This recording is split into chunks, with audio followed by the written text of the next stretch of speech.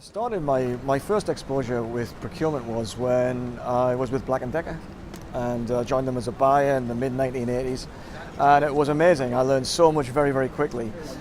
Traveling internationally, doing deals that really most of my friends at the time just never had that opportunity. So it's a fantastic learning experience. I took that experience from Black & Decker into the automotive and the aerospace industry, with the likes of Lucas, Automotive Products, and then Rolls-Royce. And one of the things that I found in all of those industries or all of those organizations is how do you manage key supplier relationships after the contract is signed? Because one of the characteristics of the aerospace industry and indeed the automotive industry is that you can't switch suppliers in and out just like that. You have to find a way of working with them for usually a very, very long time. In the case of aerospace, decades.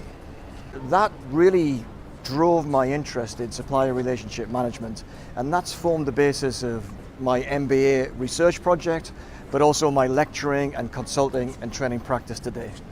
Well, most organizations struggle with SRM because they tend to focus on the front end of category management. A lot of the focus tends to evaporate after the contract is signed, and where organizations suffer is that they experience poor performance, late delivery, poor quality, for example, escalating prices, sometimes call that value leakage.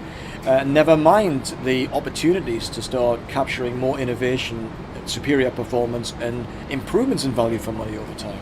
So that's why SRM is still pretty much the untapped big opportunity within the procurement field. How we help organizations with SRM is that we bring tools, process, and skill development to their people.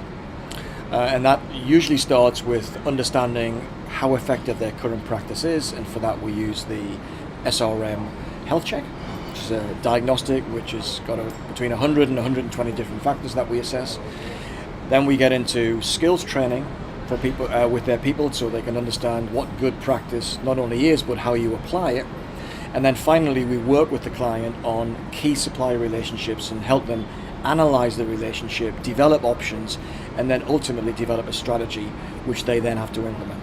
One of the features of doing SRM really well is that it is a cross-functional endeavor. And what I mean by that is that people from, not just from procurement, but it might be from operations, it might be from a technical function somewhere, finance function. And what SRM does, it brings those people together. So very often for the first time, they're actually working together as a team, diagnosing what's going on in the relationship and then developing a strategy. And so that tends to be not just educational and enlightening, almost in every single case, but it's also motivating when people see the possibilities of what can be achieved through actually working together and working in alignment. The end result of this activity is that organizations are able to secure cost reduction, improvements in innovation capture, improvements in performance, whether that be cost, quality, delivery, and more effective working with their key supplier relationships.